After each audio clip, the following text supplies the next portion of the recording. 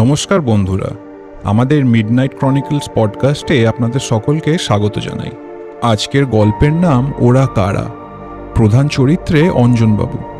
এক রাতের অভিজ্ঞতা কিভাবে ওনার সারা জীবনের ধরে রাখা এক দৃঢ় বিশ্বাসকে উথালপাথাল করে দেয়, সেই নিয়েই আজকের গল্প। চলুন শুরু করা যাক। অঞ্জনবাবুর বয়স হয়েছে ৭১ বছর। 10 বছর আগে সরকারি চাকরি থেকে রিটায়ার হয়ে যাওয়ার পরে এই প্রথমবার একা একা বাইরে ট্রাভেল করছেন। কলকাতা শহরে ভাগ্নির বিয়ে অ্যাটেন্ড করার জন্যই অঞ্জনবাবুকে দূরপাল্লা রাতের ট্রেনে একা একা যেতে হচ্ছে। ছেলে কাজ থেকে ছুটি পায়নি। আর অঞ্জনবাবুর স্ত্রী প্রায় 6 বছর আগে হার্ট অ্যাটাকে মারা যান। তার শ্রাদ্ধের পুজোর সময় ঠাকুরমশাই বলেন যে বউয়ের মৃত্যু হয়েছে অপঘাতে, কিন্তু অঞ্জনবাবু এইসব কাল্পনিক জিনিসে কোনোদিনই বিশ্বাস করতেন না। যাই হোক, খুব কাছের রিলেটিভ তো, মুখ রক্ষা করার জন্য একজনকে না একজনকে যেতেই হবে। যথারীতি সকালে উঠবেন বলে ঘড়িতে অ্যালার্ম দিয়ে ঘুমিয়ে পড়লেন অঞ্জনবাবু। সকালবেলা ঘুম থেকে উঠেই ছেলে অঞ্জনবাবুকে ট্রেনে তুলে দিতে যায়। ট্রেনে বসিয়ে দিয়ে ও পাশে বসে থাকা এক ফ্যামিলিকে অনুরোধ করে যেন একটু দেখে রাখতে। এই কথা বলতে বলতেই ট্রেনের সাইরেন বেজে ওঠে আর দ্রুত অঞ্জনবাবুর ছেলে ট্রেন থেকে নেমে যায়। আর ট্রেন শুরু করে তার লম্বা যাত্রা। কলকাতা স্টেশন পৌঁছাতে প্রায় 15 ঘন্টা লাগবে। ট্রেন চলতে চলতেই অঞ্জনবাবুর ঘুম পেয়ে যায়, কারণ আগের দিন রাতে নার্ভাসনেসে ঠিক করে ঘুম হয়নি। তাই জন্য ব্যাক রেস্টে মাথা দিয়েই উনি ঘুমিয়ে পড়েন। ঘন্টা 5-6 পরে ওনার ঘুমটা ভেঙে যায়। জানলার ধারে বসে বাইরের দৃশ্য দেখতে দেখতেই হঠাৎ করে অঞ্জনবাবুর কানে আসে পাশে বসে থাকা দুজনের কথোপকথন। ট্রেনটা যা ধীকে ধীকে যাচ্ছে, তো মনে হয় 5-6 ঘন্টা লেট করবে রে। আরে ওটা ছাড়, পোস্তা ব্রিজের ঘটনাটা শুনলি? হ্যাঁ শুনলাম, কিন্তু স্যার এখন ডিটেলে কিছু জানি না। যাচ্ছে তাই অবস্থা। সব শালা কন্ট্রাক্টরগুলো টাকা কামানোর জন্য যা তা মাল দিয়ে ব্রিজ বানায়, আর তার দাম দিতে হয় সাধারণ মানুষদের। ঠিক কি হয়েছে বলতো?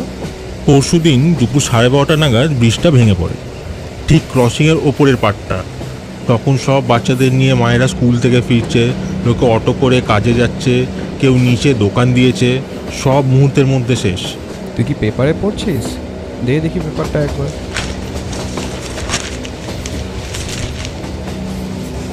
ইস, কি যাতা অবস্থা। অ্যাক্সিডেন্টের কথা শুনে অঞ্জনবাবু জিজ্ঞাসা করলেন, আচ্ছা ভাই, কতজন মারা গেছে? এখানে তো বলছে 27 জন মারা গেছে আর 80 জন মতো ইনজিওর্ড। পড়বেন আপনি? নিন পড়ুন।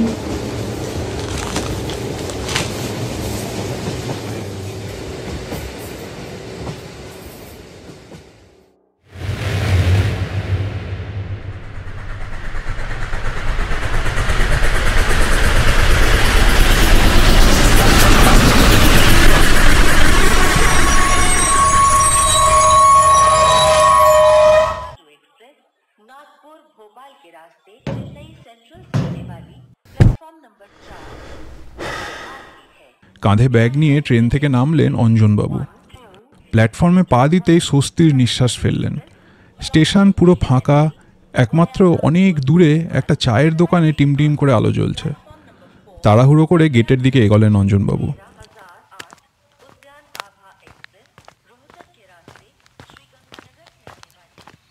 হাঁটতে হাঁটতে স্টেশনের বাইরে বেরোতেই অঞ্জনবাবুর চোখে পড়ল সার বেঁধে দাঁড়িয়ে আছে কয়েকটা গাড়ি। গাড়ির চেহারা ছোটোখাটো হলে কি হবে, গায়ে সবুজ রঙের বাহার, মাথায় হলদে টুপি, ঠিক যেমন ছেলে বলেছিল। এই গাড়ি দেখতেই অঞ্জনবাবুর মনে পড়ে গেল ছেলেবেলায় দেখা টেম্পোর অভিজ্ঞতা। সময়ের ধুলো ঝরে পড়তেই মনে পড়ল ওনার পাড়ার সরস্বতী পুজোর ভাসানের দিন। ডেকে আনা হতো এই টেম্পো। ঠাকুরের মূর্তি চাপিয়ে গাদাগাদি করে বসে পড়তেন সকলে।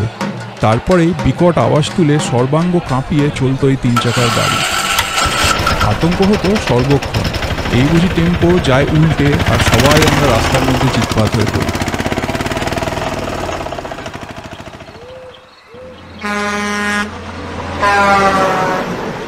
রাস্তা দিয়ে পেরিয়ে যাওয়া একটা ট্রাকের কর্কশ হর্নের শব্দে অঞ্জনবাবু ফিরে এলেন আবার বর্তমানে। হাত ঘড়িটা একবার দেখে নিলেন। রাত 2:50। সামনেই কয়েকটা ছোট গাড়ি ছাড়া যতদূর অবধি চোখ যাচ্ছে সব ধুধু ফাঁকা, কোনো জনমানসের চিহ্ন মাত্র নেই।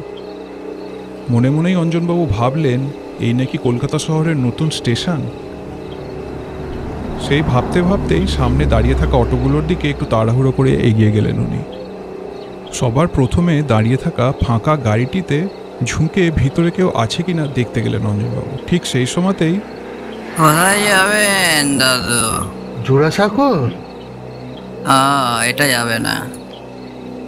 অঞ্জনবাবু স্পষ্ট দেখছেন গাড়ির গায়ে লেখা আছে কলকাতা স্টেশন টু বড়বাজার। ছেলে পই পই করে বলে দিয়েছে। স্টেশন থেকে বেরিয়ে রাস্তার ওপারে দেখবে কিছু 3 চাকা গাড়ি দাঁড়িয়ে আছে, ওগুলোই অটো রিক্সা। ওখানে গিয়ে কোনটা বড়বাজার যাবে সেটা জিজ্ঞেস করে অটো চেপে নিও, ওরাই জোড়াসাঁকোতে নামিয়ে দেবে। প্রত্যন্ত গ্রাম থেকে বছর 25 পর প্রথম পা রাখলেন কলকাতায়। খবরের কাগজের কল্যাণে অটোর সুনাম এবং দুর্নাম দুই তার শোনা, চাক্ষুষ অভিজ্ঞতা হয়নি এই যা। আস্তে আস্তে এর পিছনে দাঁড়িয়ে থাকা অটোর দিকে এগিয়ে গেলেন অঞ্জনবাবু। এই অটোওয়ালাকে জিজ্ঞাসা করতেই খেঁকিয়ে ওঠে ড্রাইভার। अरे कौन सा सूरज साला इतनी रात को नींद खराब कर रहा है? नहीं पता दादू, आगे जाओ। পায়ে পায়ে পরের অটোর সামনে দাঁড়াতেই জোড়াসাঁকো শুনে সেও শুয়ে শুয়ে মাছি দাঁড়ানোর মতো হাত নেড়ে দিল। তারপরেরটা, তারপরেরটা, তারপরেরটা, সবারই একই উত্তর। শেষ ড্রাইভারকে অঞ্জনবাবু কাতর গলায় জিজ্ঞাসা করলেন, কেউ কি জোড়াসাঁকো যাবে না? এই শেষ ড্রাইভারটি অঞ্জনবাবুর অবস্থা দেখে সহানুভূতি সহ নরম সুরে বলল, আরে দাদু, এখন কোনো অটোই জোড়াসাঁকো যাবে না। পোস্টারে কি হয়েছে শোনেননি? ব্রিজ পড়ে যাওয়ার জন্য রাস্তা এখনো বন্ধ। আপনি এক কাজ করুন, এই ডান দিকের রাস্তা ধরে সোজা মেন রোডের মুখে চলে যান। ওখানে গিয়ে দেখুন যদি ট্যাক্সি বা অন্য কোনো গাড়ি পাচ্ছেন কিনা। জোড়াসাঁকো না গেলেও পোস্টার নামিয়ে দিলে ওখান থেকে আপনার যেখানে যাবেন সেটা 10 মিনিট হাঁটা। উপদেশ শিরোধার্য। ড্রাইভারকে ধন্যবাদ জানিয়ে অঞ্জনবাবু আস্তে আস্তে মেন রোডের দিকে হাঁটতে শুরু করলেন। তিনি ভাবেন যে কেন যে আজ আসতে গেলেন এই রাতের দূরপাল্লার ট্রেনে, আর ট্রেনটাও কেন যে এত লেট করলো। মোড়ে পৌঁছাতেই দেখেন কেউ কোথাও নেই, শুধুমাত্র এক এক সময় বিশাল বিশাল লরি ঝড়ের বেগে সামনে দিয়ে বেরিয়ে যাচ্ছে, আর দূরে কুকুরেরা চেঁচামেচি করছে।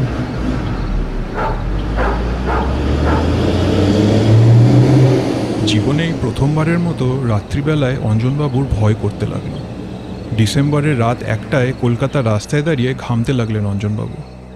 পকেট থেকে রুমাল বার করে ঘাম মুছতেই যাবেন, ঠিক এমন সময় কোত্থেকে একটা অটো প্রায় উড়ে এসে দাঁড়ালো অঞ্জনবাবুর সামনে।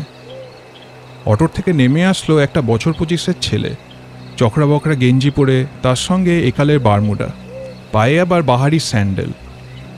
অঞ্জনবাবুর মুখোমুখি হতেই বলে উঠল, অঞ্জনবাবু বুঝতে পারলেন না তার অটো সন্ধান এই ছোকরা জানলো কি করে। কিন্তু যাই হোক, গাড়িতে বসতে পেরে এতক্ষণে যেন হাঁপ ছেড়ে বাঁচলেন তিনি। মিনিট 5-এর মধ্যে আরও 2জন যাত্রী এসে তার পাশে বসলেন, কিন্তু গাড়ি ছাড়ার যে কোনো লক্ষণই নেই। প্রায় মিনিট 10 কাটার পর অঞ্জনবাবু স্বতঃপ্রণোদিত হয়ে জানতে চাইলেন, গাড়িটা কখন ছাড়বে ভাই? আরে দাঁড়ান, জলি ম্যাডামের তো আসার সময় হলো। আবার শুরু হলো প্রতীক্ষা। এর মধ্যেই কতগুলো ছোকরা মোটর বাইক নিয়ে বিশ্রী হর্ন মারতে মারতে পাশ দিয়ে চলে গেল। অঞ্জনবাবুর কানে যেন তালা লেগে গেল। পাশের যাত্রী দুজনের মধ্যে একজন অতিষ্ঠ হয়ে বলে উঠলেন, ওফ, এরা মরেও না। একদিকে এরা আর আরেকদিকে এই জলি ম্যাডাম। এই হলো মেয়ে মানুষদের সমস্যা, নড়তে চড়তেই 12 মাস, প্রত্যেক দিন এই একই জিনিস। আর আপনারাই প্রতিদিনও একই কথা, নতুন কিছু তো বলতে পারেন নাকি? সামনের একটা গলির দিকে দেখতে দেখতে ড্রাইভার ছেলেটি খেঁকিয়ে উঠল। হঠাৎ করে একটা ভদ্রমহিলা এসে হাজির হলেন। উফ, চলো দাদা। সঙ্গে স্কুলের পোশাক পরা বছর 5-6-এর একটা ছেলে। অঞ্জনবাবু বুঝতে পারলেন না এত রাত্রে এই ভদ্রমহিলা তার স্কুলে পড়া বাচ্চাকে নিয়ে কোথায় যাচ্ছে। তখনই জলি ম্যাডাম দ্বিধা জড়ানো গলায় বলে উঠলেন, এ বাবা, সামনে বসতে হবে। ড্রাইভারের পাশের সিট বেজায় ছোট। নরম কণ্ঠে ড্রাইভার ছেলেটি উত্তর দিল, কি করবো বলুন ম্যাডাম, আজ তো অতিথি আছে আমাদের সাথে। বাকি 2জন যাত্রী তবু নির্বিকার। বৃদ্ধ অঞ্জনবাবু এবার নিজেই ঠেলে ঠুলে নেমে পড়লেন গাড়ি থেকে। ভদ্রমহিলা ছেলে কোলে বসলেন পেছনের সিটে।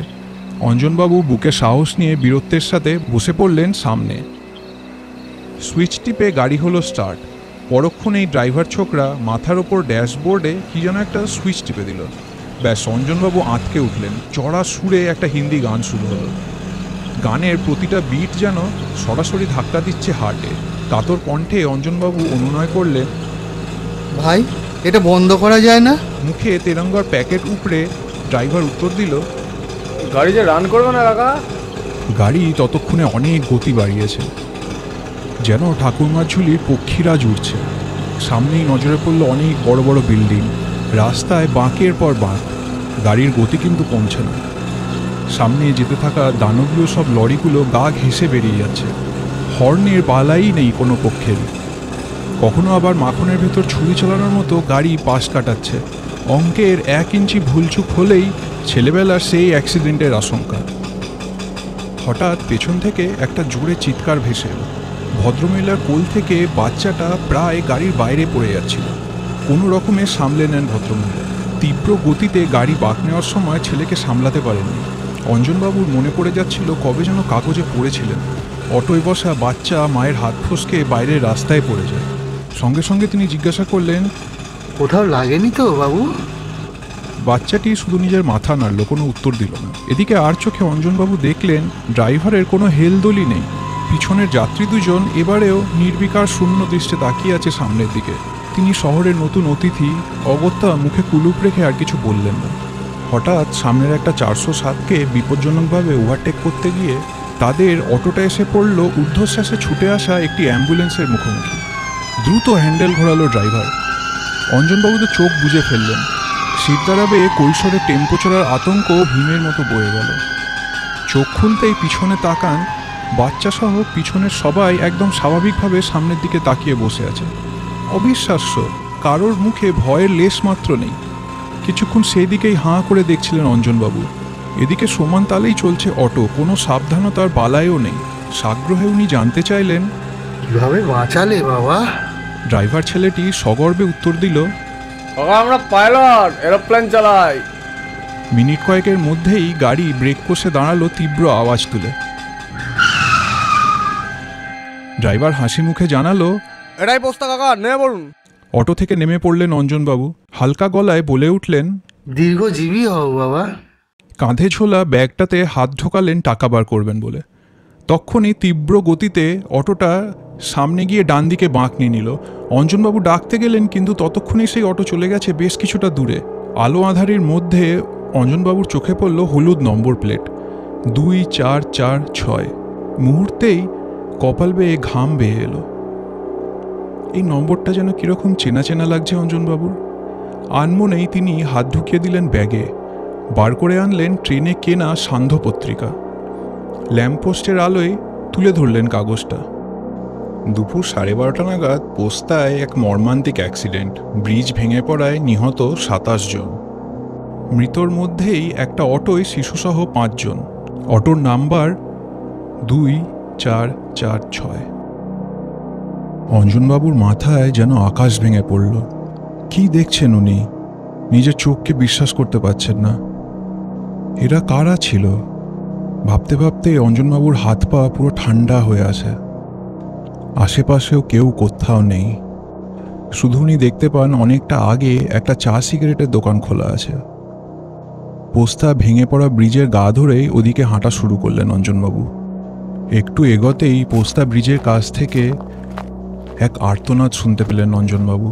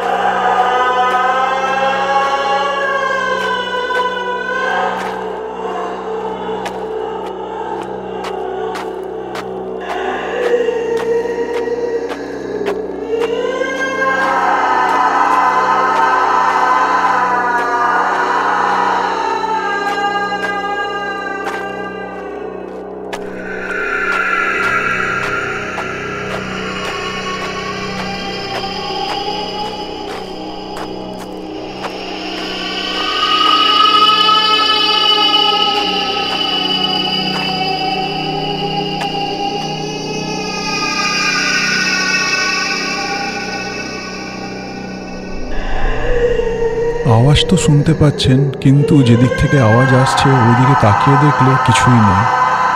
তিনি হাঁটা ছেড়ে আস্তে আস্তে দৌড়াতে শুরু করলেন দোকানটার দিকে।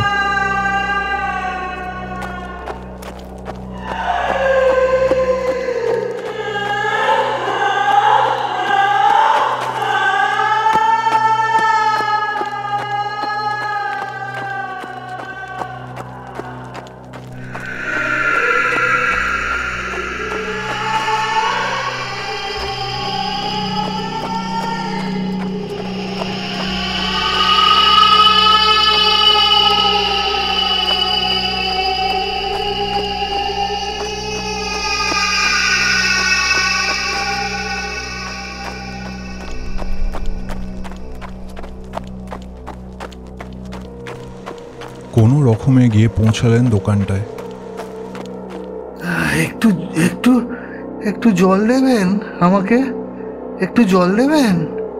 দাদু কি হলো, হাঁপাচ্ছ কেন? হ্যাঁ বসো বসো, চা খাবে নাকি একটু?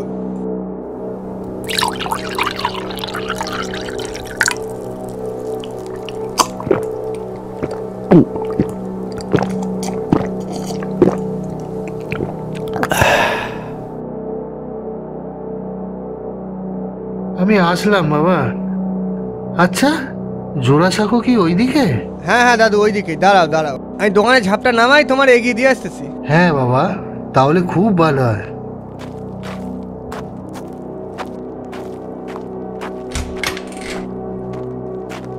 আসুন আসুন কাকু, এত রাত হলো, আসতে কোনো অসুবিধা হয়নি তো? না বৌমা, ওই দাদা ভাই আমাকে এগিয়ে দিল। অঞ্জনবাবু ছেলেটিকে ধন্যবাদ জানানোর জন্য পিছনে ঘুরলেন। ঘুরে তিনি হতভম্ব। অনেক দূর অব্দি রাস্তা দেখা যাচ্ছে, কিন্তু ধুধু ফাঁকা, কেউ কোথাও নেই।